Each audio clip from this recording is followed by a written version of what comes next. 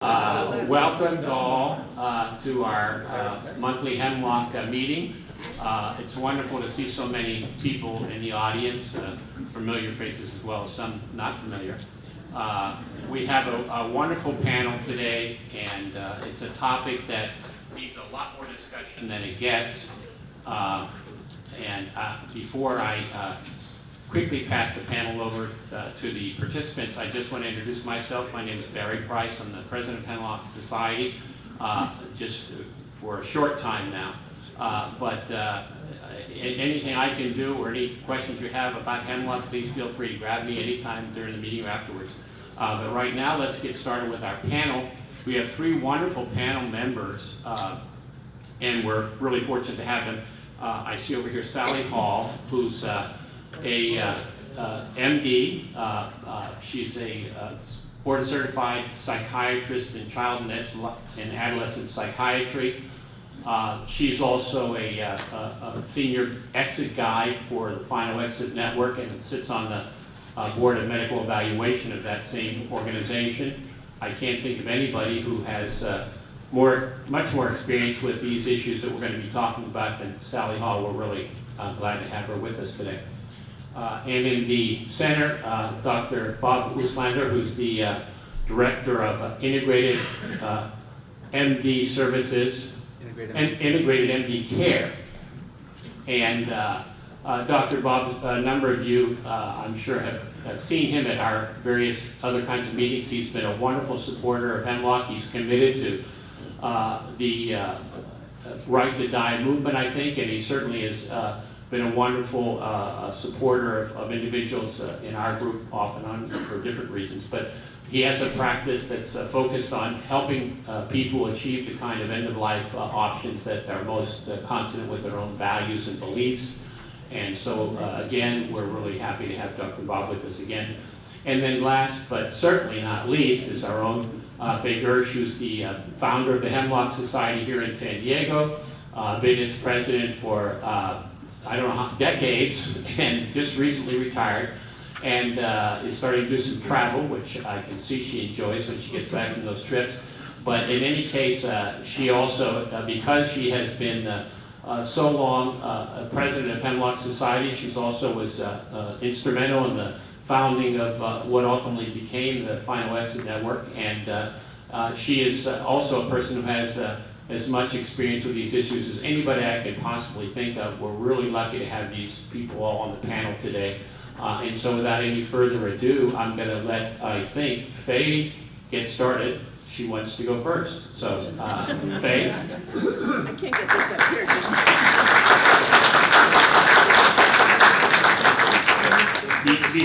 Before we get started, let me just mention just mention the format. We're going to have each presenter talk for about 10 minutes, and then we're going to have questions for 10 minutes on that person's presentation.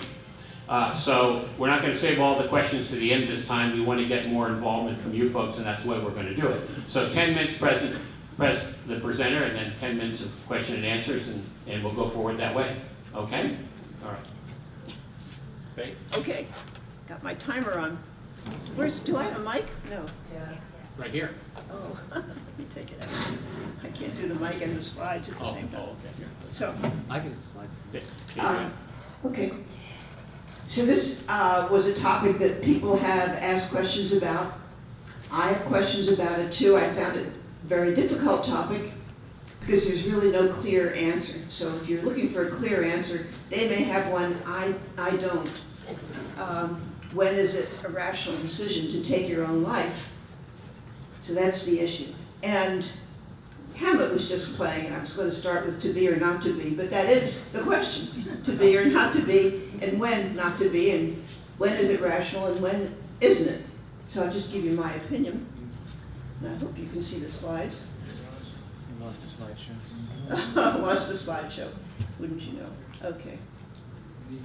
There it is. Okay. So as you know, there are many other terms for physician aid in dying. One of the medical aid in dying, which is used in Canada. Oops, what happened? It's actually Death with Dignity, which is the name of the law. It started in Oregon. We have a different name here, End of Life Option Act. Bill Simmons likes the word dignicide. It's an attempt to make a word that might qualify for what we're talking about, but it's, anyway, not widely used. Voluntary assisted dying is used in Australia and New Zealand. Sounds pretty good. Physician assisted suicide is mostly what our opponents call it, because we don't like to use the word suicide. It's not totally appropriate for what we do, but it is suicide when you think about it. Self-deliverance is the word that Derek Humphrey coined. Voluntary euthanasia refers to a particular practice where you can get an injection, and that's what happens in Canada, Belgium, Holland. Hastened death is a pretty good neutral term. I think you'll hear it today when people ask for hastened death. That is essentially they want to die. And relief of suffering is really what it is. And preemptive suicide was the name of a book that was written about 15 years ago describing the idea of taking your own life when something terrible is about to happen, like maybe dementia or something like that. What's happening there? Oh well, not working. So the present laws in the United States make it clear that the laws permitting physicians to help people die are not suicide. It's not suicide when a person says to their doctor, I have 6 months to live and I would like your help writing me a prescription so that I can die peacefully. The law specifically says, and I'm talking about 9 different jurisdictions now, this is not suicide for insurance purposes, it's not suicide for on the death certificate, it is not considered suicide. So that's one way of looking at it. And the cause of death is not suicide, it's the underlying condition. In the United States, many people think not, but suicide has been legal, it is legal. The only problem is a gentle death, a peaceful death, is not always available to people, and an assisted death is not legal, except under the very specific requirements of these laws now, as I said, in 9 states and the District of Columbia. So that's another problem is, although you can kill yourself, you can't get help to do it unless you follow the constraints of the law. And if you attempt suicide, it's not a crime, but it's a cause for committing you civilly. That is, you can be committed to a psychiatric facility for a certain amount of time. So those are considerations. When we think of suicide, generally we think of a violent act done alone under circumstances of some kind of despair or patriotism, as we have suicide bombers, or grief, or stress, or boredom, or love, heroism, bullying. It's terrible when you think of the reasons people do end their lives, and I've had friends who've ended their lives for some of these reasons, or just not just depression, but depression. And that's not the kind of issue we deal with. I know some of you have recently seen Aida the opera. I saw, there you are. Hi, Drew. So during the course of Aida, about 5 people want to kill themselves at one point or another, either because they're embarrassed or they're ashamed or their love is lost or something horrible has happened, and it winds up that none of them do. I can't remember keeping score here. Same thing in Hamlet. Hamlet was just here. A lot of people in Hamlet commit suicide. Those are not the kind of suicides we're talking about, because generally those are temporary problems that now have a permanent solution, which through time, treatment, and other things could change. As in Aida, the circumstances kept changing so people didn't have to kill themselves. 2 people killed themselves in Aida. 2 people do. Thank you, Arlene. Okay, I lost track. Not funny, but. So the kind of suicides we're talking about should really have a different name. I sympathize with Bill's effort to call it something else. We were talking about serious terminal or chronic illness, serious pain, or anticipation or loss of personhood or functioning. Anticipating, not presently. And our laws don't cover all that. So some people object to this whole idea of aid in dying, and certainly the idea of rational suicide, and say there's no such thing as rational suicide. If you want to kill yourself, you must be mentally ill. I've heard that for a long time, and I think we've gotten over that. I think these laws that are in place in America and other countries indicate that the public has changed its mind, that there are reasons that people would not want to continue living that have to do with irremediable illnesses or disease or conditions. Another objection is if you are thinking about suicide for those reasons, you should get treatment anyway. And actually, I think the law that we have in California has been modified in Los Angeles to say that everybody has to see a shrink before they get a prescription from their doctor. As a shrink myself, I don't think that's a good idea, but we talk about the protections. And another objection is old people will be encouraged to end their lives because after all, they're going to die. Some of them may be suffering, and it's not a good idea to make it too easy. I don't think I agree with that either, but that's a discussion. Old age rational suicide is being discussed all over the world now. So if you're worried about any of these things, there are precautions in our laws, like there's a waiting period of 15 days in California before you can actually get the prescription after you've made your 2 written oral requests and 1 written request. So that's a lot of time. And by that time, some people are not competent to do this anymore. They can't swallow. It's a long waiting period. And they've just changed the model in Oregon so that the waiting period can be waived for people who are urgently in need of help. 2 doctors have to agree before you get the prescription that you are mentally competent and that you're terminally ill. That is, you have 6 months or less to live. And they presumably have seen your medical records. One at least has examined you. And if you're not mentally competent, or if they think you're being coerced, or you have a treatable depression, they must refer you to a psychologist or a psychiatrist for an evaluation. And you must have a medical examination, or somebody must affirm that you, 2 doctors, that you have 6 months or less to live. Not an easy prognosis to make. It's not. There's a movie in town playing The Farewell, and it's about this Chinese woman, and everybody goes to see 25 people in the family show up because her prognosis is that she's going to die. She doesn't know that, but everybody else knows it. They have a big party. And then the after lines, it says she lived 6 more years. So a terminal prognosis is not a sure thing. And don't go gently into the night. Make sure that you, in fact, have that kind of prognosis before you take any radical steps. So now about 22% of Americans have access to this physician aid in dying law.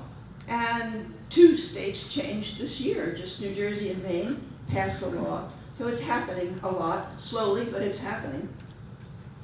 And there are other ways of ending lives that doctors do all the time, and people do. Barbara Bush, what did she do? She said, I don't want any more treatment. That's very common. People just say, that's it. I don't want the 5th course of chemo, or I don't want to take any more medication. Stop already. And doctors do that. That's how doctors die. They don't want a lot of the tubing and everything else that goes along with ICUs and extensive medical care at the end. This is an article from Kaiser Health News, and it's about a group of seniors outside of Philadelphia who get together and talk about what to do when they have lived long enough. How can they carry out their own swift and peaceful death? And I think a lot of people are here and come to our meetings and read our information and want to know exactly that. They're not terminal, they're not suicidal, they just want to know if it gets too bad, what's the remedy? And I can't say we have a lot of remedies, but that is what we try to do for people so that people can die the way they want to, consistent with their own beliefs, their own values. Unfortunately, there are not too many good solutions for people who don't meet the requirements of the law, but we'll talk about them. So, there is a psychologist who is at Lehigh University, talks a lot and writes a lot about rational suicide, and that's what we're talking about. Rather than experience a slow decline due to dementia, in this case her mother died that way, and a lot of people worry about that, and we've had programs on dementia.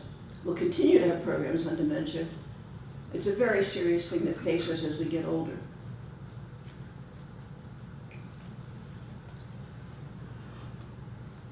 A lot of people end their lives when they are transitioning to a nursing home or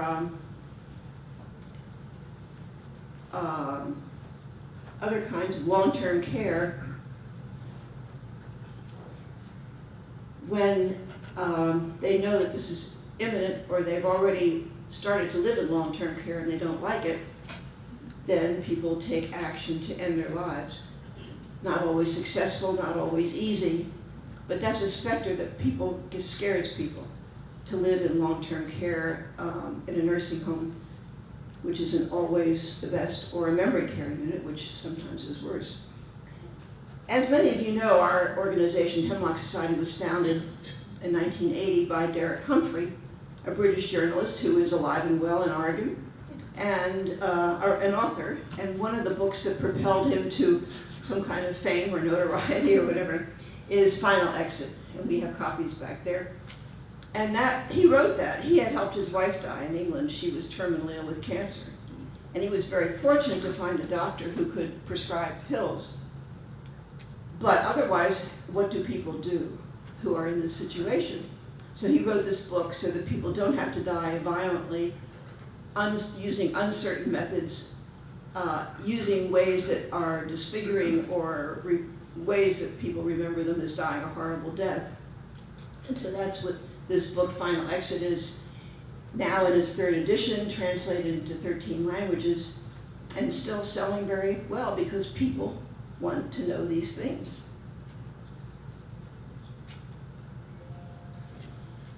Legally, the law recognizes different states that they consider rational enough to get help. So in California, it's that you have 6 months to live and you're mentally competent, and you're making this decision free of coercion, of course. And that's the Oregon model. So that's the model essentially that's in these 9 states in the District of Columbia. Not quite, but because Montana is quite a different model. There's no criterion, but that's another story. In fact, we'll have a speaker in November who will talk about the Montana model because she helped pass it through the judicial system. In the Netherlands and Belgium, it's nothing to do with how long you have to live, because really, you think about it, not much of a criterion. But unbearable suffering is the criterion. And they also, both countries have advanced directives for dementia, so that you can make a directive that says, if I have dementia, I want to die, and I want to use legal help to die. And both of those countries permit children who are competent with parental consent to die with help. And those countries have both physician aid in dying, as we have in California, and voluntary euthanasia. Voluntary euthanasia means you can get a lethal injection from a doctor. They have that in Canada, Holland, Belgium, and Luxembourg. Not in Switzerland, which requires unbearable suffering as a criterion with no selfish motive of the helper, and physician aid in dying. Thank you. And in Canada, the criteria are an incurable, grievous, and irremediable medical condition that is an advanced state of irreversible decline. So that is a criterion I would agree with, nothing to do with terminal illness or how long you have to live necessarily. And they permit both physician aid in dying and voluntary euthanasia. This is a cartoon that says, right to die. We of the medical profession have but one objective, the preservation of human life. if you have a doctor like that, I would suggest looking around for somebody else. Because I think there's such a thing as irrational prolongation of death. And there are many people that are subjected to almost eternal life, suffering eternal life, because they can't get a doctor to help them die. Go into the legalities of that. I should stop now. Let me just talk about rational suicide. A lot of people wondered why Robin Williams took his own life. And of course the reason was he had a mental condition, turned out to be Lewy bodies, dementia. People, his doctor first thought it was Parkinson's, but anyway, he was, a man like that relied on his quick wit and brain, could no longer think straight. And that's why he took his life, according to his wife. Junior Seau, you may remember, a football player here, well-loved football player, who shot himself in the heart because his mind was going too, because of many concussions he had from playing football. And he shot himself in the heart so that the medical community could examine his head and find out what the damage was that was incurred. And that helped a lot. A lot of people really put that issue on the map.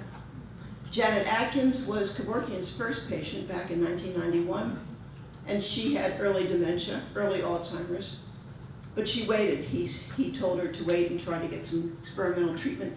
University of Washington didn't work, and by the time she went to him, she was really not thinking very straight. But those I would consider rational. I would consider, I'm not God, but that's... Harold and Maude is a movie we showed. Maude decides at age 80 she's going to kill herself. Many of us have surpassed that goal and are very happy we did, but I consider that irrational. But why Anthony Bourdain killed himself, I have no idea. Here's a man with everything that we, obvious, and suddenly he's killing himself. Marilyn Monroe, too, long, complicated story of hers. Of course, she was depressed and she was whatever she was, but she definitely wasn't terminally ill. And then Aida and Hamlet, both, we talked about very briefly, have situations where they're about to kill themselves. Okay, I'm going to stop and let the other panelists talk, but we have 10 minutes for questions right now and maybe 8 minutes because I've talked too much, but yeah. I want to talk about pain. Pain. Pain. I fell and broke both ankles. I was physically disabled because I couldn't walk. I healed from that. I had cancer, and I healed from that pain. But I attempted suicide.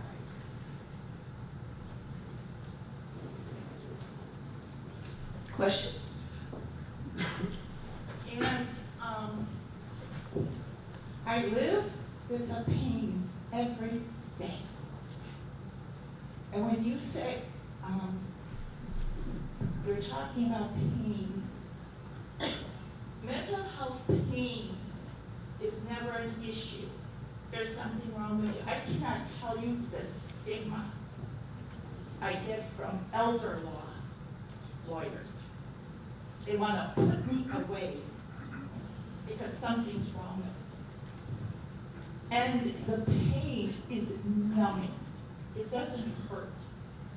And so I consider that kind of pain equal to any other type of suffering in my life. So it's a comment. Yeah, well, I think the question is what can be done for people with that kind of pain that you're describing. Our law here, allowing physician aid in dying, does not account for either physical pain, just physical pain, unless it's caused by a terminal illness, and certainly not psychological pain. And Sally Hall is going to talk about what happens with Final Exit Network, which has broader criteria, and also there's websites, books, etc., that may help people not covered by the law. That's all I can tell you. But yeah. Finish. Okay. I guess I covered all the things. Let me turn this over to Sally Hall, who's a psychiatrist with the Medical Evaluation Committee of Final Exit Network and is a senior exit guide. And Sally, can you stand here because the cord is too short to hang yourself or to even talk. Let's see if I can wait. Actually, the court is laundered. Do what? Why don't you just go up there? Yeah, why doesn't she just come up there? Then I don't have to. She's a very good speaker. You are?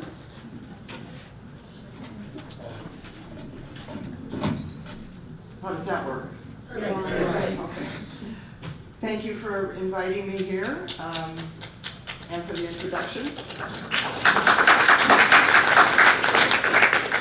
Faye's been a longtime friend and mentor, and I always referred to her as Mrs. Right to Die in the world. And I think she's more knowledgeable and experienced than anyone else in the entire world on this issue. So Well, that's modest. you're very I'll lucky to take have her here. One correction about my introduction, if I don't have my hearing aids in, so maybe I didn't hear it properly, but I am board certified in child and adolescent psychiatry, but one could never just work with children, so I'm also trained in adult psychiatry. Children and adolescents are too tough, and you'd have to be committed yourself if you were. I've spoken here before quite a bit about Final Exit Network, and I think I'm going to err on a short talk because I think your questions are going to be the most interesting part of this discussion. I'm going to summarize briefly what Final Exit does because I know there are some new people here that don't know anything about it. We are a national organization that helps everybody who wants to end their life but does not have the law. So that's, there's 9 states that have it, and we will help them. We have 4 categories of people that we will consider as eligible for our services. One is a serious terminal illness like ALS or cancer or Parkinson's. They do not have to have 6 months or less to live, but they have to have a major diagnosis and that their quality of life is impaired by that. Another category is pain syndromes. That is chronic irremediable pain that affects your quality of life. And we will work with these people as well. The third category is dementia. And different than one of the countries that you mentioned, we cannot have any advanced planning for that, unfortunately. We look forward to having that. But if you know you have dementia but you're still competent, you can apply for our services. And as long as you go forward with hastening your death before you lose your marbles, we will provide services for you. And that's a tricky question. People, when we work with people like that, they ask us right off the bat, well, how will I know? How will I know when the time is right? And it's a difficult one. If you've seen that movie or read the book, Still Alice, that question is answered in that, and she waited too long, and she wasn't able to end her life. So the fourth category is what Faye referred to as old age rational suicide. And this is a controversial category within our organization. Usually these people are in their 90s, and not that we even have a magical cutoff of that age, but that they have had a stroke or a heart attack or we call it a constellation of symptoms that should any one of them worsen, they very well may end up in a nursing home and lose total control over the end of their life choices. So in those situations, we will also work with these people. One of the questions we're talking about here today is are you mentally ill if you want to end your life and hasten your death and use the California law or any of the laws or our services? As a psychiatrist, it's very clear in my mind that you're not. I think in terms of mental illness, and I think in terms of people who are applying for these kinds of services. They do, we often use the word neurotransmitters or a chemical imbalance in depression. I brought this book in. This is about 1,000-page book of the diagnostic manual that people in the mental health profession use. And if you look through here, there would be so many categories of illnesses where suicide plays a role, anorexia nervosa, bipolar, some of the more classic ones. So there are lots of mental health diagnoses that relate to suicide that I consider in a separate category than from the people we work with. As far as labels go, I think even if you look it up in the dictionary, suicide does not have a stigma attached to it. It's just someone who intends to end their life. It doesn't say they were crazy or they're depressed. But I still feel, working in this field, that there is a big stigma attached to it. And so rational suicide is probably the best I like, or hastening one's death. I don't think there's anything that's magical, but in my mind I make a distinction. One of the issues that we find in our organization is when there's overlap, when there is a strong psychiatric overlay on top of a diagnosable medical illness, and just so happens on our 7-member medical evaluation committee, 3 of us are psychiatrists, and we don't agree very often. And in that case, we will invite a 4th doctor. But right now, all 3 doctors have to agree that this person meets our criteria before we'll go ahead and help them. One of the other problems we've just had 3 cases recently where people that are applying for our services have, in my opinion, been treated shamefully. There was a case of a woman that we're in the process of accepting, that was talking to our organization over the phone, and she didn't realize her speakerphone was on. Oh.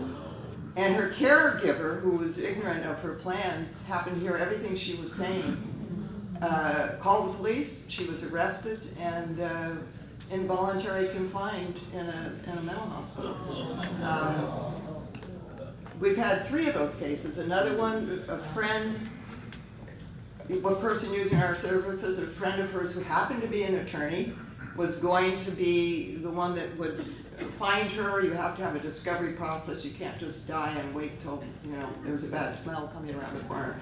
So we have to have someone who participates in that. And when she finally, got down to brass tacks discussing with this woman, the woman decided that she didn't think this was something, it was too risky for her legally to be involved, but instead of telling her friend, I won't help you, she called the police and had the woman incarcerated. So I think it's, I'm retired now, but I think the whole mental health profession needs to be educated, and there need to be lots of training about dealing with these kind of people, that they're not a risk, that they don't require involuntary hospitalization, that's a rational response to a serious medical problem, and that they should be allowed to come in and talk over their plans and how their family feels about it without any fear of involuntary confinement. So that's another issue that I think is important to be mindful of.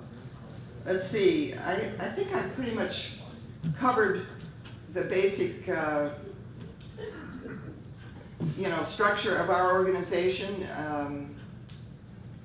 Are there any questions anybody wants to ask? Yeah. How about the co-diagnosis of someone that has, co-diagnosis with someone who has tremendous pain, but also has a significant psychiatric illness, which is part of their life and part of their decision-making?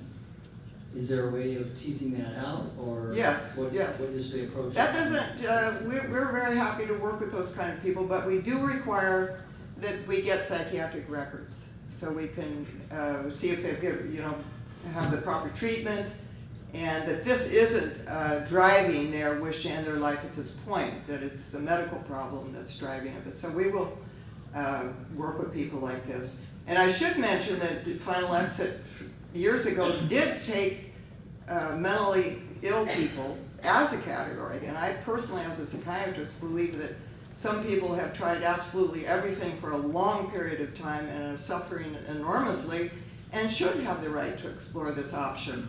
But the organization voted not to continue it, so we don't have it now. What states have it? I mean, what countries? Switzerland Yeah, Holland, Belgium, Luxembourg. for mentally ill. I don't think Switzerland does. I don't think Switzerland does. Holland. Yeah, because we just had somebody trying to get a psychiatric evaluation here in San Diego who wants to use the Dignitas in Yeah, Switzerland. but they can't go there with a diagnosis, a mental health diagnosis. They're getting the psychiatric evaluation to confirm that they don't. Oh, okay. Anyway, we don't have it in this country right now. Yes. When you say, may I point out that we are filming, we are filming and recording. If you don't want your voice yourself recorded, please don't ask questions. You can write it out. Now you tell us. When you say work with those people who apply for your services, what does work with mean?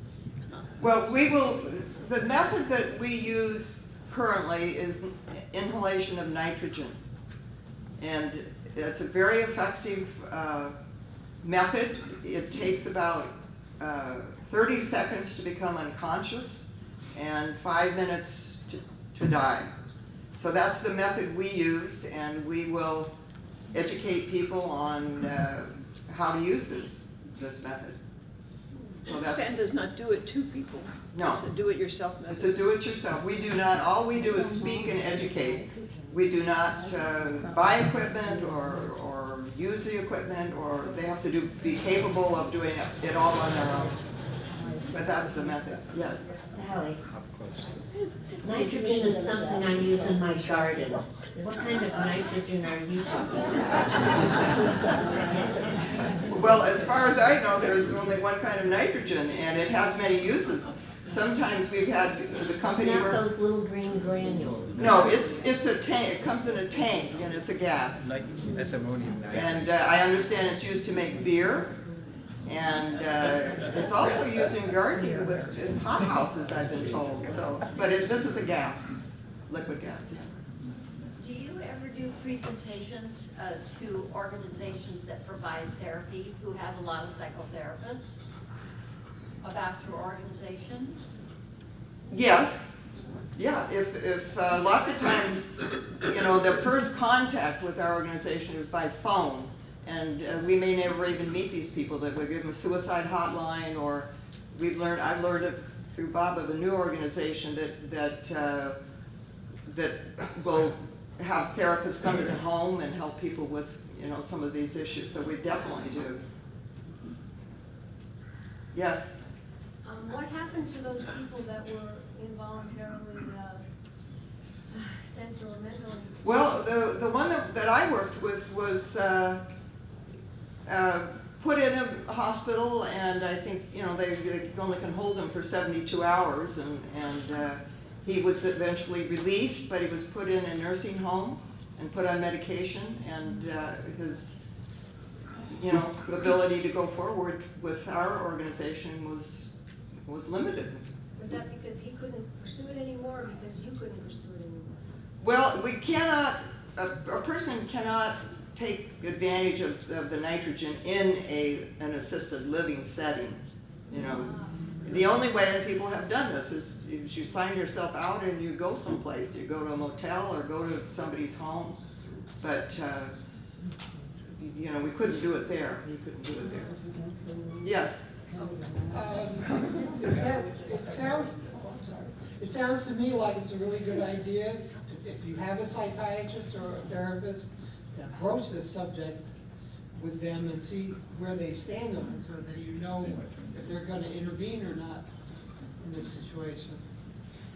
Well, that's, if you have an ongoing relationship with a therapist, you certainly could, but to call up and say, by the way, over the phone when you're going to schedule an appointment, it's awkward. And so the End of Life Options organization in California, I understand, is trying to develop a list, isn't that right, of doctors that will help in with this law, and therapists that are willing to let you sit down and talk over what's bothering you, maybe about your family's reaction or whatever, without any concern about this being motivated by a mental illness. And But, you know, I don't want to take up all the time because This lady is next. Yes. Yeah, earlier you said that suicide is not defined as a mental illness in your book of that mental health professionals use. What is the criteria used to hospitalize someone against their will if they're considering suicide? It just seems so irrational. They're a danger to well, it's themselves. the danger to themselves. It's not just if they're considering. Life is a danger to Sally, themselves. it's not just if they're considering, it's if they're believed Yeah, to be at risk. I mean, this is where they have a plan, they're wanting to end their life, you know, they're it's being driven by emotional problems, as opposed to our group, who are mostly driven by medical problems. But that is the law. I mean, most of physicians and therapists are mandated, if you're working with somebody who is has an emotional problem and is threatening suicide, has a plan, you're required to hospitalize them for an evaluation. Okay, let's hear from Dr. Bob. Yeah, She has thank you. One more question. One more question. Okay, I know that studies have shown that people who take advantage of the California law and receive a prescription, of that number, a certain percentage never use it, and perhaps because they become unable to, but some don't use it because they just know that they have it. Do you find that also with your clients? Oh, definitely, absolutely. Right now, it seems like I've got about 20 cases that I'm working with, and I'd say 15 of them has been going on for a year. There's a tremendous amount of relief for people to know that they have a way out. And that relief, they feel a whole lot better. It's like, and a lot of people don't want to go on hospice, and we strongly, you know, if you can find a good hospice, then they provide services where people feel better. But that's definitely the case. We'll have more questions after Dr. Bob, and just generally. Okay, thank you. Thanks.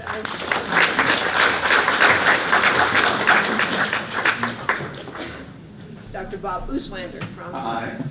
Integrated MD Care. So it's nice to be here. I'm sure I've met some of you before. It fascinates me that so many people show up for these talks. I mean, there's so many things you could put out there and promote that we're going to be talking about health related, and we get like 5 or 8 people that will show up. And yet there's a talk about suicide and how to die, how to end your life, and the room is like packed. Barely find a seat. So I'm curious. I'm actually really curious. I'm going to tell you a little bit about what I do, and it really plays into a lot of this conversation. But why are you here? Like, what? So I'm going to start with some questions. Why are you here for this particular topic? What are you here to learn? What are you here to get? My son had, sorry. And you don't have to pass the mic on. I'll repeat the question. My son has MS, and when he found out he had it, which has been many years, he said he could take his life. He said that he could take his life. Yes, because what they did, they had him go see what people were like right before they died. Got it. So your son learned what his future might look Right. like, and at that point determined that he may at some point decide that he was going He to take just his life. said to me he could take his life Based if on he seeing had that. to. So you came because you're interested in what the options are for Yeah. someone to do that. Yeah. What else? How many people are here to learn about the options that are available when it's time to go? All have their hands up. Okay. Anything else specific? So we already heard from you. Can we hear from someone we have? Because I don't want to die in pain like my mother did, like my brother did, and my fiance did. So you've seen people die badly, and you're looking to know how you can avoid that. And I want to know what I can do to not only protect myself, but to allow myself to die the type of death I want, when I want, and how I want. Who agrees with that? All right. Who has? So that's okay. Why are you here? Oh, I was Nope, worried. you agree with that. It was the lady. Anybody else? Okay, you want to go ahead? Yes, I'm just here looking for understanding and support of mental health. Because I think whenever suicide is discussed like here, it's all physical disabilities. And we really need, because of the stigma, we're afraid to speak out that we're suicidal. And I don't know how many times you hear in the news when a child dies or a school student, a parent will say, we never knew until they read her diary. And so we need to be more open, talking about suicide and mental health. I agree. I agree. But that's probably not going to happen in this talk. So there, I'm hoping you'll find places to receive that benefit. Okay, in the back. Yes. Yeah, you direct it. All right. Well, I did hospice care for 35 years, so I believe I know a lot about the way people die. In what capacity? I was one of the founders of hospice in the country. Okay, And awesome. Thank you. Basically just create hospices and be the director. But Are you still looking for work? Are you still looking for work? Yes. Maybe an advisory role? I'm open to anything. Okay. Anyway, this year I was diagnosed with mild cognitive disorder. And then I did 23andMe and found out that I have the Alzheimer's gene. So I feel, I would say, mildly pessimistic, to say the least. And so I would like to know about options because I have one son. I don't really expect him to care for me during the trajectory of Alzheimer's. I wouldn't want him to do that. And so I sought it out, and so I'm here to find out what the options are. To not have to go through to the bitter end of that condition. Okay. You want to give the mic to somebody? I came to learn about this thing, rational suicide, to know if it's a thing. And if it's something that is starting to gain momentum, the discussion about it, and what exactly is it? Hopefully you've gotten that, because I'm not sure I'm going to address that much more, but I will address a lot of what people are looking for, but as far as what that thing is and where it's going with that conversation, I'm not sure. Go ahead. I am a funeral director and I want to give you a help.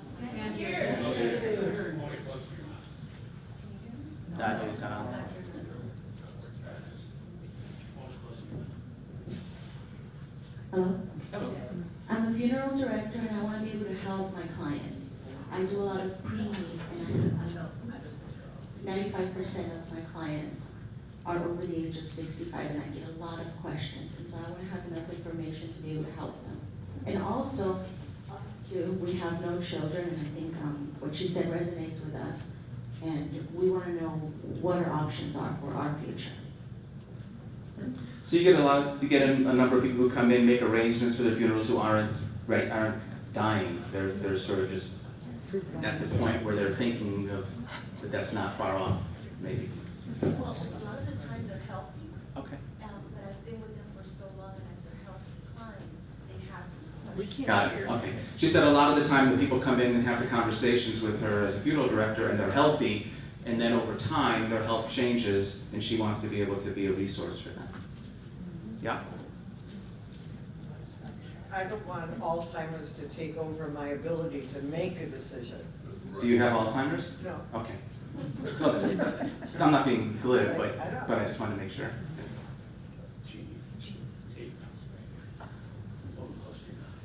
I don't expect to have to use any of these options soon. Good. However, I'm in my 90s, and I don't want all my money to go away to somebody else that thinks I need care. And I am very mentally competent, and I want my grandchildren to get my money, not an organization. Got it.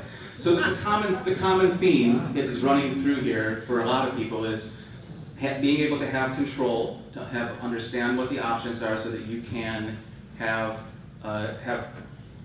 choice in control over how and when your life ends. Is that fair? Yeah. Got it. Anything else?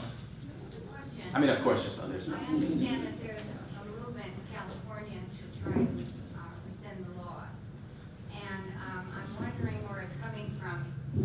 is it coming from the medical profession or religious groups or a combination? You know? It's a combination, it's religious medical professionals. I mean, it's religious people, and they get the religious medical professionals on board so that they have more, more momentum and more credibility. And there have been, the law was overturned temporarily last May, and not this May, but the May before, for about 3 weeks. And there may be challenges again. The Supreme Court already indicated that they would not hear a case based on that argument, that had the law overturned temporarily. California Supreme Court? Yeah, but at this point the law is intact, and I don't anticipate there will be any major challenges or overturning of it. Again, it's been in Oregon for 20 plus years, in Washington, and I think in general more states are going to be coming on board, and it's unlikely that it's going to be overturned in any states permanently or even for long. Someone in the back there? Yes. Well, I have a couple things. My son was born 42 years ago with excess chromosome fragments. He died twice, and then the medical field saved him, handed him over to me, which was my life and went total to hell. My attitude is there are some things in our society, we don't take care of children. I don't care what your politics are, nobody really takes care of throwaway people. And so for me, it's been a hard thing to work with regional center forever. And the concept that we save people when they should have died, and then hand them over, and I don't trust our society. If I knew we were living in the perfect world, I'd say, let them live to 1,000. But I know until the day I die, who's going to take over for them? As far as we know, my son's the only one who's never been molested, sexually molested. So we got him early into a private group. But everybody else's group has been molested. And we don't pay our caregivers very much. So I've worked a lot and gone to Sacramento and dealt with the regional center. I'm pretty disgusted how we take care of our people. So that's one thing. The other is my mother. I'm Irish and German. Irish, we get up every day and go, I can't believe I'm still here and I have a liver. The German side of me is my mother. She's 99. She, of course, believes she'll live another 20 years. Probably will. The point being is she's 99. She can't do anything from the waist down. That's the way her mother died. And if I had $5,800 a month, I could put her in a very nice place. She's on Medi-Cal. The good places don't take Medi-Cal. Medi-Cal charges the state of California $9,000 a month. So, interesting. So I look at her, she's not suffering. She's going to die that very slow death of old age. If I take after her, which I'm the only one in the whole group of German versus my Irish friends, relatives with buffalo and burnt skin, I would like to die, choose my way out, not suffering, it's just time. Okay, so you're among this group that you want to be able to learn, you want to know how that's possible, how you can have more control and take action as opposed to be passive about all of this. So let me take one more, right there. Yeah, I want to return. There'll be time for some questions after. And part of the reason I'm doing this is because I got to run at 3. I'm not going to be able to stick around a lot longer, but I want to give people as much information as possible in the time here. Yeah, I want to return to this woman's question about the California law. It requires mental competence of the individual who wants to end their life.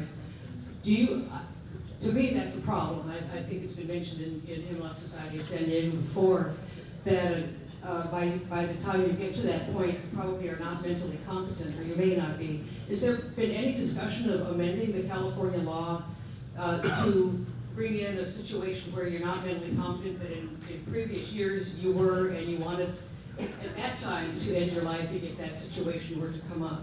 I'm sure there's been lots and lots of conversation about it. It hasn't been introduced, and I don't think it ever will be at this point.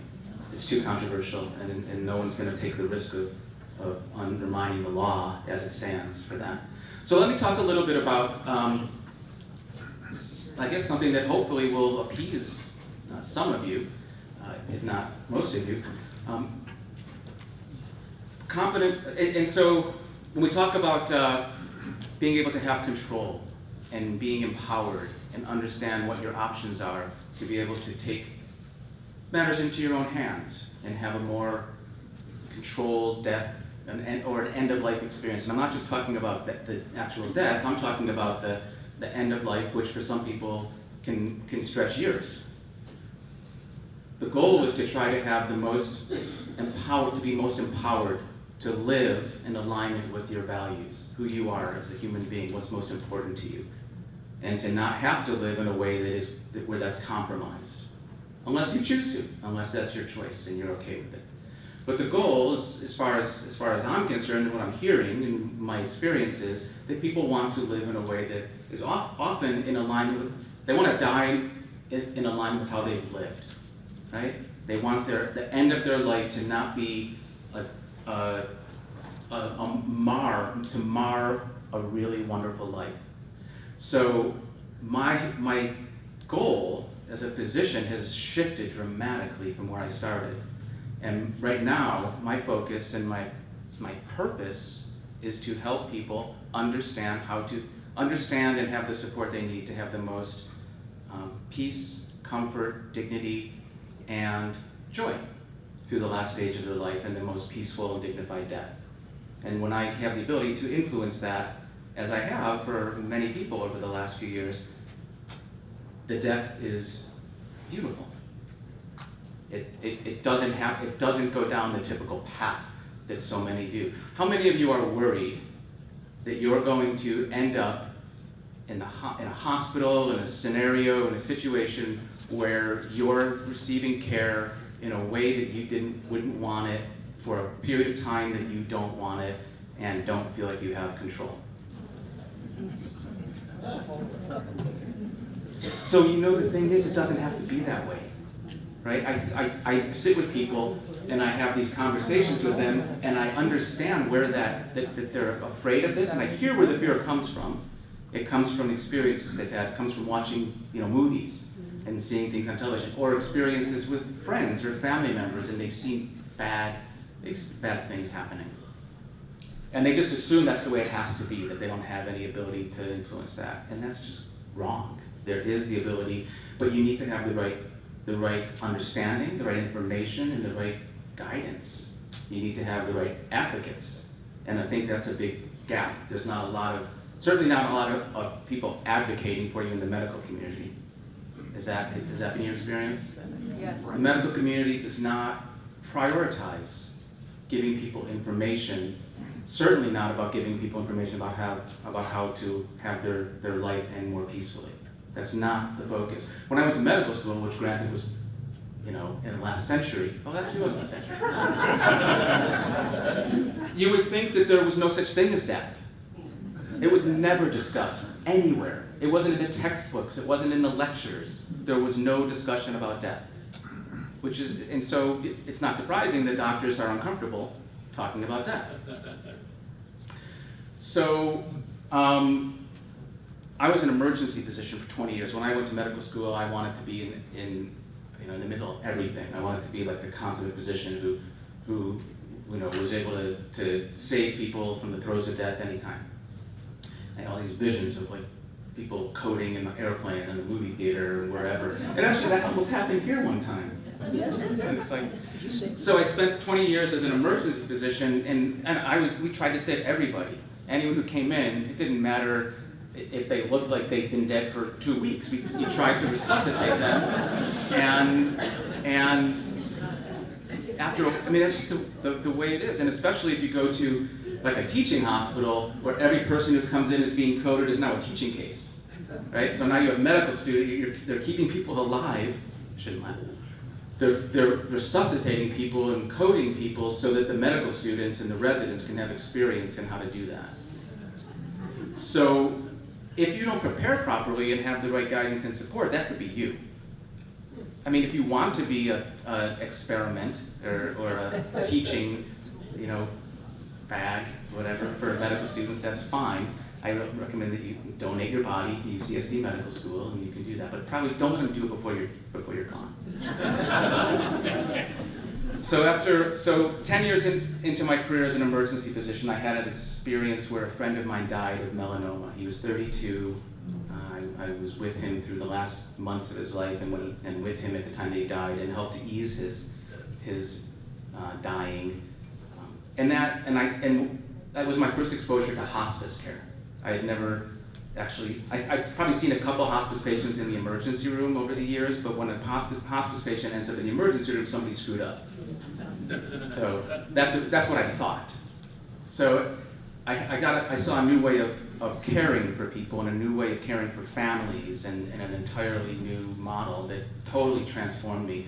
And it planted a seed, and years later when I was in a position to do things differently, I transitioned out of emergency medicine, started doing palliative care and hospice here in San Diego, and I became aware that it's a better model, that being able to care for people at home and have this interdisciplinary team approach certainly made some improvement in the care, but there were still horrendous gaps, huge gaps, because it's all insurance products and models and all the limitations and authorizations, and people were still dying really badly. They were living very poorly, with very poor quality, and it didn't matter if they were paupers or billionaires and Nobel Prize winners. There was no better support available for anybody.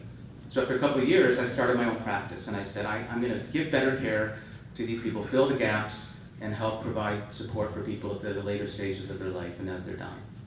And that was about 3 years ago.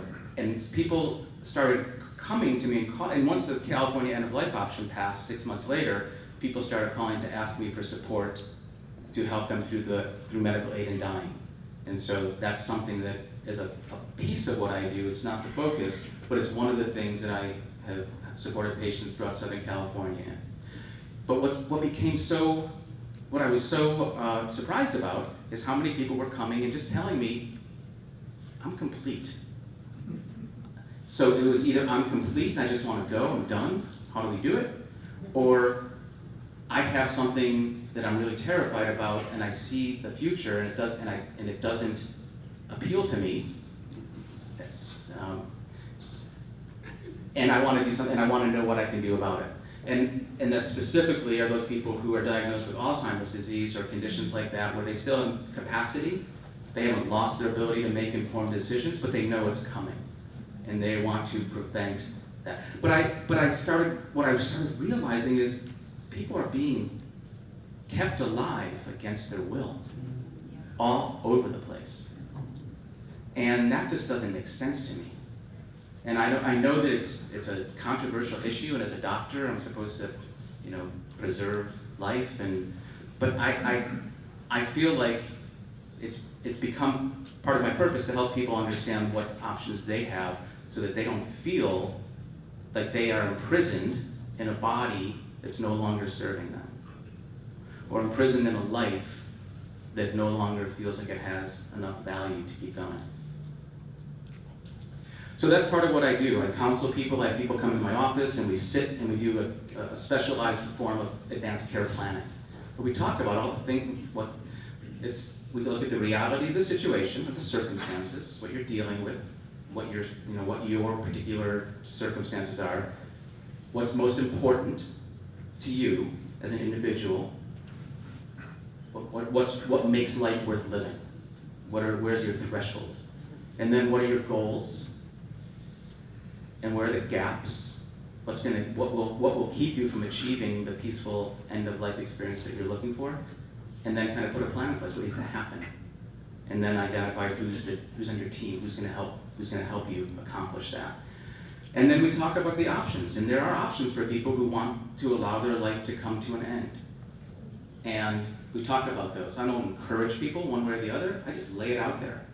You can do everything and hope that things go poorly, right? You can continue treating your condition aggressively with chemotherapy and radiation and advanced heart medicines, and hope that at some point, well, not hope, but do it all that way, or you can do nothing. You can go completely the opposite way and do absolutely nothing. If you qualify for hospice, you can get on hospice care and they'll provide support for you. If you don't have a terminal illness, then doing nothing may mean just stopping all the medications that you're on and seeing what happens.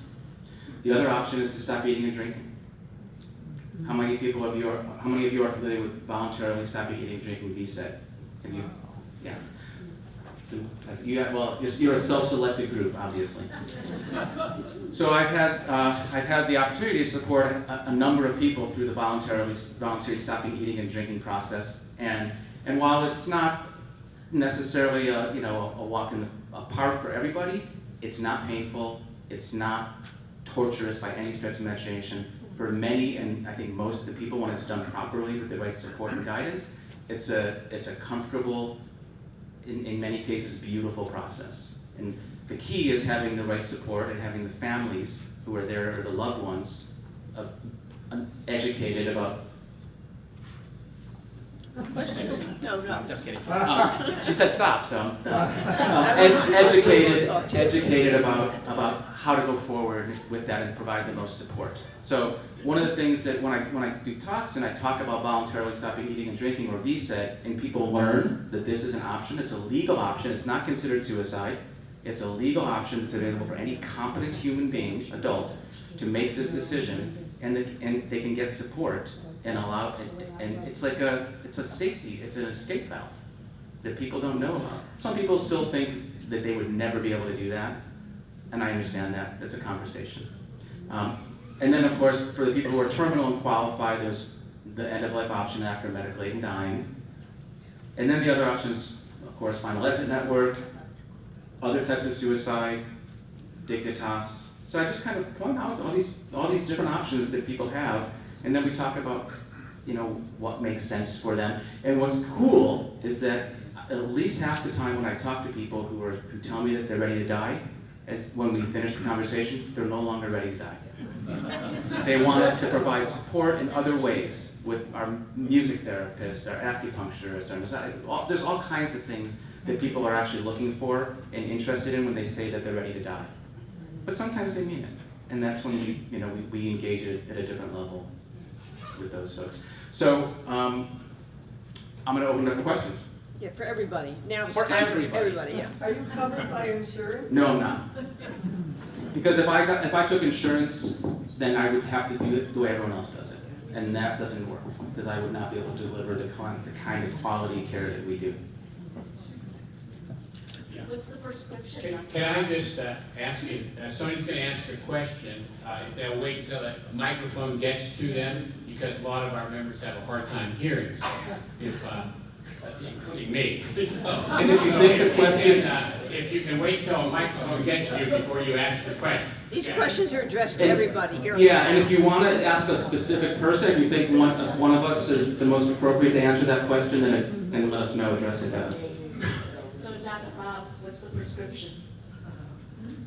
The current prescription that's being used is called DDMA. It's digoxin, diazepam, morphine, and amitriptyline. DDMA. And what happens typically, I was with a lady yesterday, 92-year-old who had advanced heart disease, and I went to her home, beautiful ocean view, her grandchildren, great-grandchildren were on the bed with her. They had spent days together having their final time, and everyone was, of course, very sad, but she was beaming. She was so happy that she was on her way out. She drank the medication, she fell asleep in 3 minutes, and stopped breathing gently in 8 minutes. It was beautiful. And just one final question. The reason I'm here is for a friend of mine too. She has terminal cancer for the last 6 years. Oh. She's on hospice care. She's done with it. So, one of the things I want to put out there, hospice care is great. It's not right for everybody. Sometimes it's too much, sometimes it's too little, sometimes it's just, it won't meet their needs for various reasons. We've created an alternative to hospice care. That's a lot of what we do. We help fill the needs that people have when they might think they need hospice care, but we're able to do so much more and also bring in hospice when it's appropriate to fulfill the needs even better through insurance covered services. So. Questions for any of the other Dr. My name is Jeff Gordon. I've been involved in hospice for 30 years. And I was going to just have a discussion with Faye and Bill about this, but it really was worth sharing with everybody in the room. I sent Faye a YouTube video about a doctor on the East Coast and who came up with a solution to one of our problems. There's two parts to this process. One is making your wishes known, and the other is finding people who help you take care of it that way. The post law was a great advance in that. But the other part of it has been a tremendous improvement on that, which nobody knows about, and was very surprising to me, and it was facilitated by technology. So what this doctor in New Jersey is like Dr. Bob, he's got a practice devoted to this. He helps people create a plastic card that has a QR code on it. That's the funny thing, that you can work with your phone. And is this on? Yeah. Talk into it. And so his medical practice, he goes around and does a videotape of what your wishes are, and you express your wishes on video, and you also list your medications and your diagnoses, and then this QR code goes on this ID thing that's with you, and it's much better than a pulse, because if people pull it out, there you are talking before, while you're competent, before you're demented, and it's very clear that you are you and what your wishes are, and it's documented in a way that nobody can dispute, and it's available when you need it in the ER. You can wear it on a chain around your neck or put it in your wallet, and that effectuates as best it possibly can be what your wishes are in extreme circumstances. A pulse won't do it, and then the doctor in the ER or anybody else can act upon what your real wishes are. And so I would like to encourage Faye and Bill to try and get this kind of availability to everybody. We could make a real improvement in carrying out this process. Hey Jeff, if you can, maybe if you can get his contact or info or send it, I'd be interested in looking at that. Thanks. We could just pass the microphone around here so people need to talk to you. This is for Dr. Bob. It's a question about the VSET. If you're doing VSET, if you elect to do that, are there drugs that you can take to calm yourself down from not eating? I Yes. can't imagine. The answer is yes, Okay. yes, yes. Great, thank you. It's all focused, it's all based on comfort. And the cool thing about it is you're awake, you're able to give people the direction as to what you want, how much comfort medication you want. So you guide that, at least for the first several days, and then after that you fall into to sleep and become comatose. But you've given direction to the whole team, including your healthcare agent, about what you want at that point, and then it becomes just like anyone who's dying of a natural death. You become dehydrated, your organs shut down. People stop eating and drinking all the time. As you're dealing with advanced illness, people who have Alzheimer's, there's a lot of different things that cause people just to shut down. The body is not in a state of growth, and it's not asking for calories. The harder part is the dehydration, and that can be managed with a lot of personal care. I'm not encouraging anyone to stop eating and drinking and do that. I never encourage anyone. I just want people to know the options and the things that are available to them, because I don't think that we should all be forced to stay alive until the bitter end if that's not in alignment with our values. There's a question back there. And I want. The question that I have is, what would be the cost of your services for something like this? Since we would be paying for it out of pocket. For what services particularly? Because I have a wide, there's a right. For someone to come in and sit and have a conversation with us, usually it's $750. We give a discount, and we also work with people who have less money, and we have a sliding scale. For someone who's looking for support to do the voluntarily stopping eating and drinking, it depends, but it's usually a few $1,000s. A few $1,000s for our comprehensive support, which includes nurses and social workers, and then we bring in, a lot of times people need caregivers, right? There's other people that need to come in to provide support in that case. That tends to be more expensive than my care, but it's always worth a conversation. Bob, I think Sally would like to say a few words. Yes. I would just add in this line that Final Exit charges nothing for our services. We're all volunteers, and the organization supports us flying to visit you, and so there's no charge. Just so you know. Final Exit Network sends 2 exit guides a couple of times to visit anybody anywhere in the United States at no charge. So something good to know about. Any other questions? This lady right here has a microphone. Yes, I happen to have. Close to your mouth. Close to my mouth. About 30 tablets of Elavil. I think some of you might know what that is. I don't know. I'm not sure I'm pronouncing it right. It's a pharmaceutical to make people happy. And then there's another one. It's a codeine stuff, and I have about 30 of those things.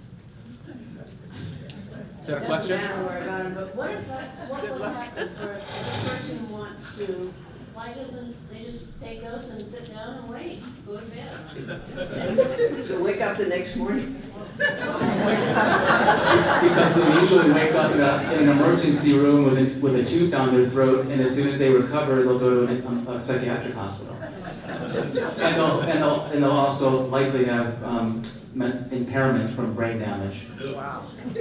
So the long and short of that is that you don't want to experiment with various pills you're not quite sure about, because you can end up in much worse situation than you are. And so we don't advocate that at all. That's the absolute worst thing you can do. So scratch that off your to-do list. Yeah. This lady right over here. We're going to go African.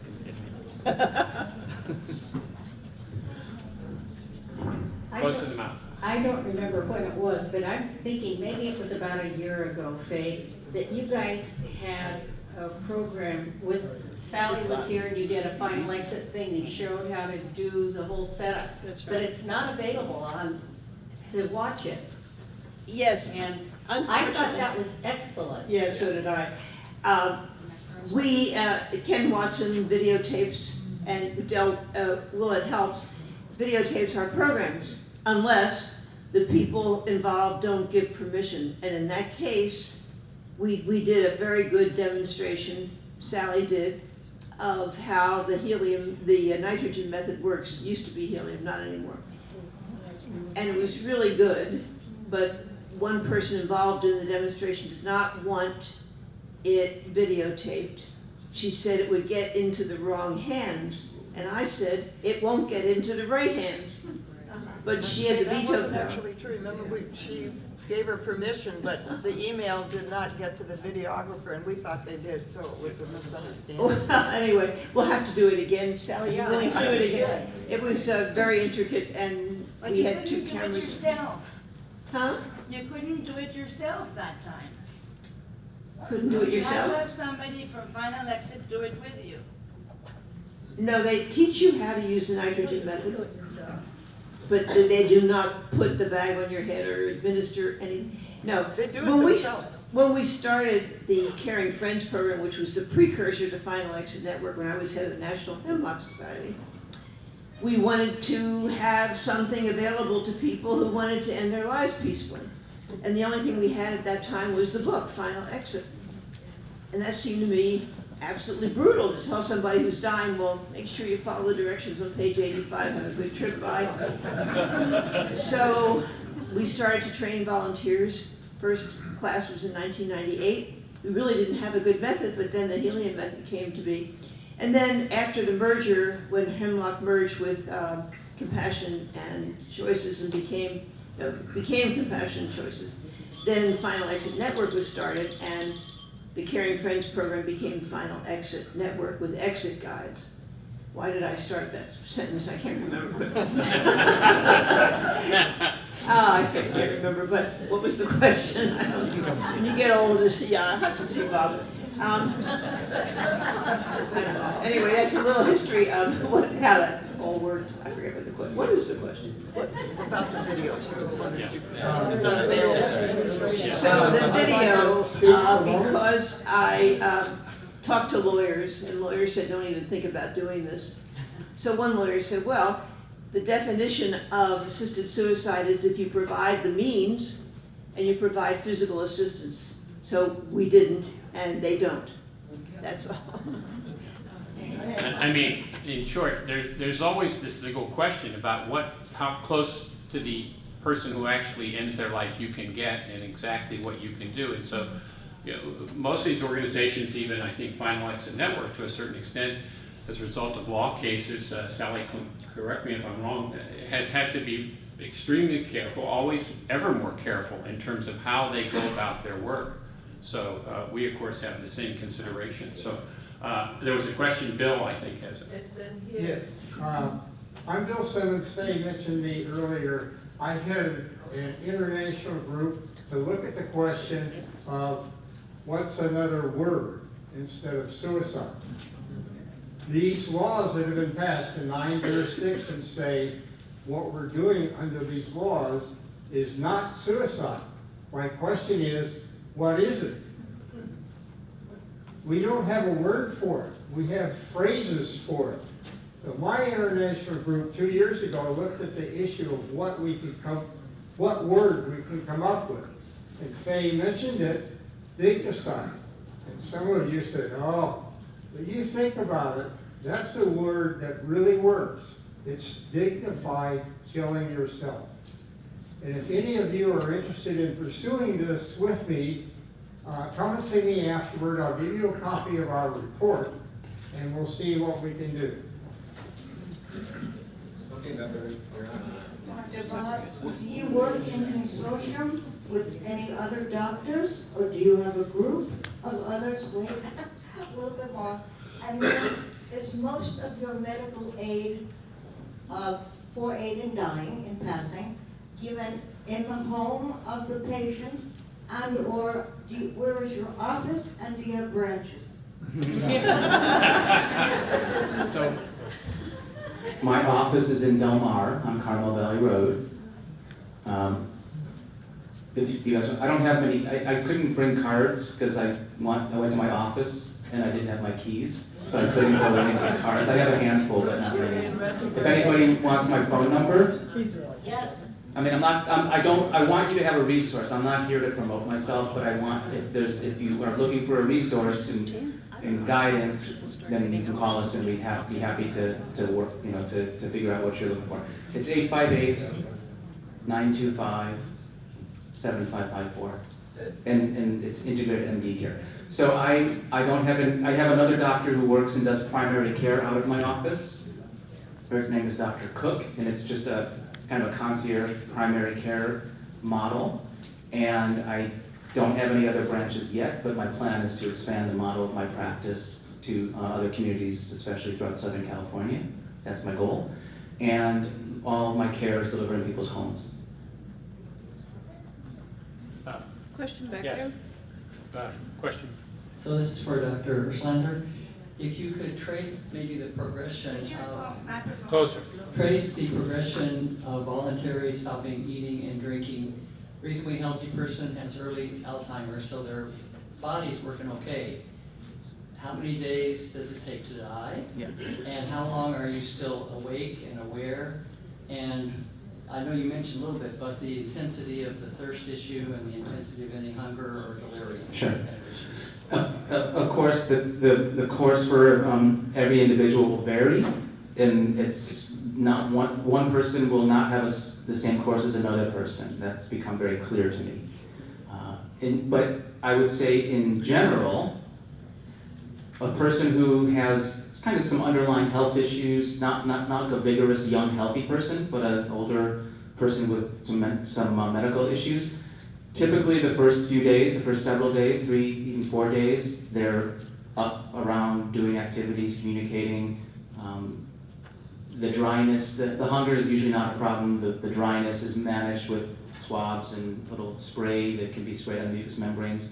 Sometimes they want to get some anti-anxiety medication or medication to help them sleep some.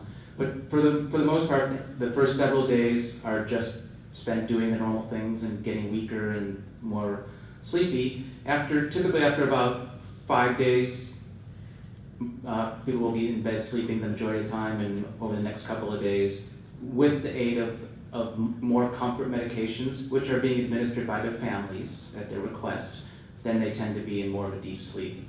Most of the time, people die within 10 to 12 days. I've had a range. I've had people die in 3 days, just because sometimes people, when they get permission, they just go.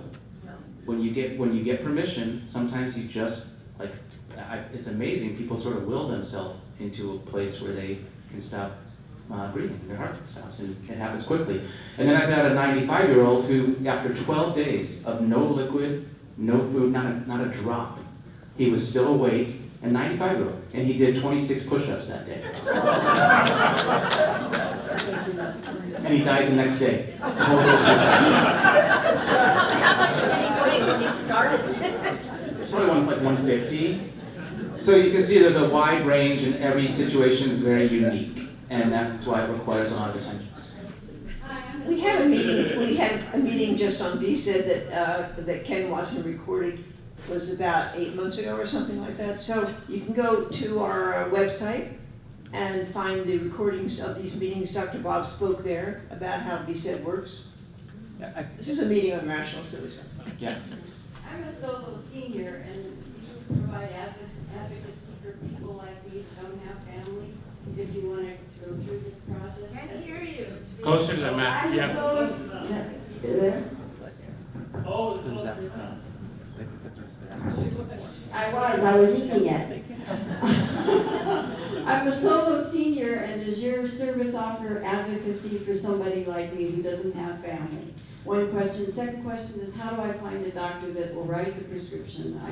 I would be hesitant to ask them if I don't even have a permanent care physician. So do you look it up on the internet, or how do you find somebody? Or do I just stick with you? Well, it's hard to find, so if you don't have family and you're looking, we can certainly be advocates for you, but we don't become like your healthcare agent. You would need to have a person who becomes your healthcare agent who's able to speak for you, speak on your behalf and direct your care if you can't speak for yourself. We can help from a medical standpoint and provide support, but you need a person who you trust. And they're fiduciaries. If you don't have a family member or a friend who's comfortable doing that, you can find a professional fiduciary who would do that. What was the second part of the question? Finding another. Oh, doctor, that's really difficult. It's really hard. I think I'm the only doctor in San Diego certainly, who is willing to meet with people and talk about supporting them through the process. That isn't part of a system that they're associated with. It's not easy. There's an organization called End of Life Choices California, and Lynn Hawkins is a member, is on the board, and she's a volunteer. They're a great organization. She's got her hand up over right over here is Lynn Hawkins. End of Life Choices California. It's a volunteer organization that helps guide people who are looking for information and support about the End of Life Option Act. And I would highly recommend End of Life. What is it? End of Life Choices California. Right, but the website endoflifechoicesca.org. And she has information, so I suggest you talk to Lynn about that. Excuse me, do you meet with people that are out of San Diego County? We're from Orange, Yeah. I'm from Yes. Riverside County, and my friend is from Orange County. Yes. You do? Yeah, I go to Palm Springs, Riverside, Orange County, LA. Thank you.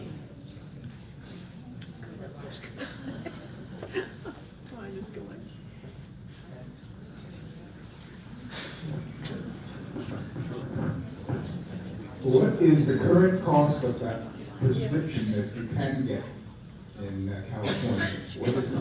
It's about $700. $700? Yeah. And I understand that some insurances are starting to cover at least portions of it. Not it's powders, it's compounded by a pharmacy, so it's not a typical prescription, and most pharmacies won't be able to get it. So there's only specialized pharmacies that will be able to get that prescription and fill it. And it's about $700. You know, Medi-Cal was paying for Seconal when it was $3,800. Seconal is no longer available. I understand. I don't know for sure, but I've been told that they will or may. So I don't know for sure. I was just going to say that the idea of the End of Life Option Act was that you talk to your own doctor about this and find out, tell your doctor that you are not terminally ill. So if you were, you would like to use the End of Life Option Act, how does he or she feel about it? And sort of get the conversation going that way. And of course, if your doctor slams the door and walks out on you, you know you're in the wrong place. But Kaiser will provide somebody, like a navigator, to refer you to another doctor. Presumably, so will UCSD, so will Scripps, but it's a little like pulling teeth. But although Dr. Bob is our hero, he shouldn't be the only doctor around that's doing this, because the End of Life Option Act was you're supposed to do this with your own doctor. Right. I just wanted to add on to that. If you have a physician, if you find yourself or a friend or a loved one who's looking for support, and you approach your own physician about supporting you, a lot of times they'll say, I don't know anything about that. I can't do it because it's too complicated. I don't know. You can tell them, if they're willing to support you, that I will help to support them. I will educate them and potentially be the consulting physician so that they can learn the process and support you through your relationship with them. Sometimes they may want to, they just feel intimidated or nervous because they don't really know the ins and outs of it. And I think it's good that they have that caution, because you shouldn't do it if you don't really understand it. But if your doctor has an opening, if they don't just sort of shut the door and they just need more guidance and information, I'm happy to educate them and support them. Oh, Sally, the phone number for Final Exit Network. Oh, gosh, I don't know. Anyway, it's the website, finalexitnetwork.org. And the cost of the equipment that you would need for the nitrogen is about $150, $175 for everything you need that you buy Do you yourself. have a card or something so we can call? Well, I have one card left.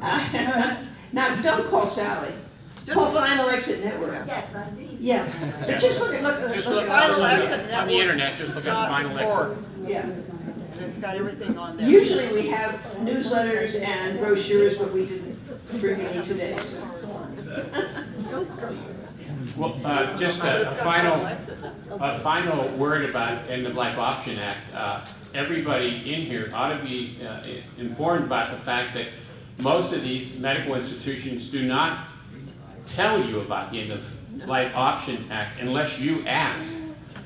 What we have found is numerous people have told us, and I experienced this in my own family, people who are dying and get told that they have the option of palliative care or hospice, but no mention is made of the End of Life Option Act, even though they clearly qualify. So if you are in that situation, you have to ask, and then they will talk to you about it. So keep that in mind.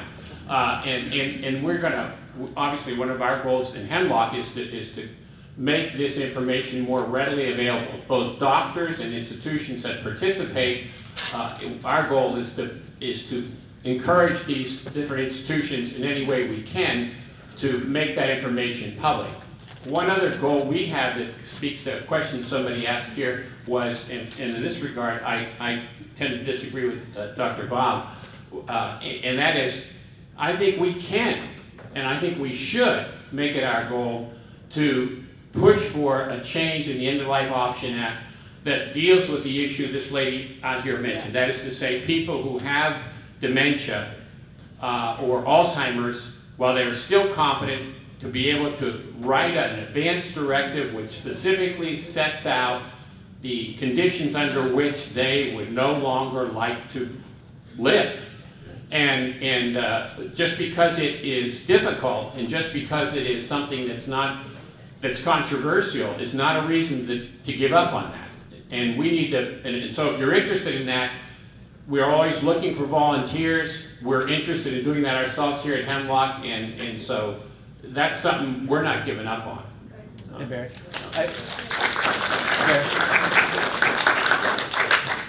I just wanted to respond. I don't think we disagree on that. Yeah, I certainly would be in favor of that on a personal level.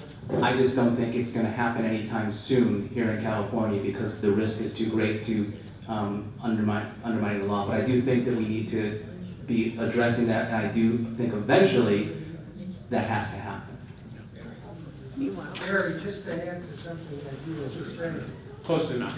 Just to add to something you were just saying, ARP, which I know many of you are members of, will not allow FEN to have a booth at their annual convention. But what organization is that? AARP. We picketed a few years ago when they had their My convention. membership a long, long time ago because of that. Yeah. So it's consistent with what you're saying about many organizations will just not address this issue of deaf and dying.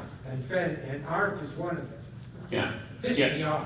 Yeah, no, I agree 100%. Well, one thing that you can do concretely to advance this effort, if any of you are members of the Alzheimer's Association or you're members of the ALS Association, or any of these groups that deal with people who have conditions of the type we're talking about, degenerative neurological conditions, those people can begin to push their own organizations in this direction, so that we could begin to work with them, encourage them to work with us to get to that goal, because we've got to get there.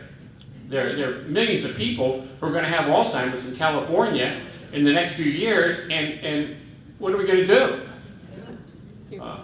So, yeah. Just a plug for the play, I think it's still at the La Jolla Playhouse, the, what is it called? The Luckiest, yeah. Based on what Lou Gehrig said when he got up at Yankee Stadium and said, I'm the luckiest man in the world. But now, under the End-of-Life Option Act, if you're terminally ill with ALS, you can get help to die. And so that play is about a young woman who starts out saying, I would never end my life, and then winds up using the End-of-Life Option Act, having a big party, and then taking the medication. And it's very refreshing to see this issue dealt with fairly openly. It's a little cryptic what she's doing, but you can figure it out. And then see the, if you're smart, and then see the exit, what did I just say? The farewell. The farewell, yeah, about a woman, and the question of whether you tell a person about their terminal diagnosis. The family says absolutely not. And we'll take the responsibility for her emotional distress, and she doesn't have to know. So, interesting. Well, I know a lot of, Thank you. Yes, go ahead. Okay, I didn't want to be on the movie, but this question is really important to me. So I have not had medical insurance for 6 years. I finally am going to make a choice for Medicare in a few months. And I wanted to know if there was one Louder. a better choice to make as far as doctors who will work with patients that are in Kaiser. You know what I mean? Like, in my mind, I said, would be good.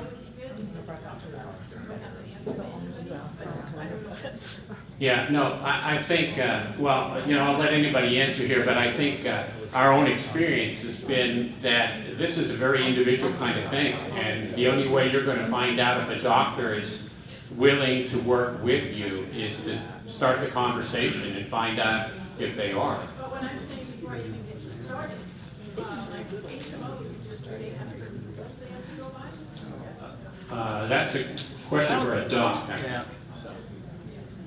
I don't think HMOs necessarily have certain physician groups that may have sort of rules or policies. I think the best thing is probably to you'd have to meet with them and interview them. You'd have to meet with physicians, try to get some guidance from other people that you know. I don't know if you can get out and look at online reviews. It might be hard to get that information without actually meeting with physicians and asking them specifically how they feel about supporting people at the end of life. But I have to make the decision before I do that. Yeah, I'm not quite sure how to guide you. The natives are getting restless. Our meeting's officially over at 3 o'clock, and so if you'd like to stay and talk to our panelists or each other is even better, stay. Don't forget the movie. A month from now, Mission Valley Library, the Care Superb movie. Right, on the run.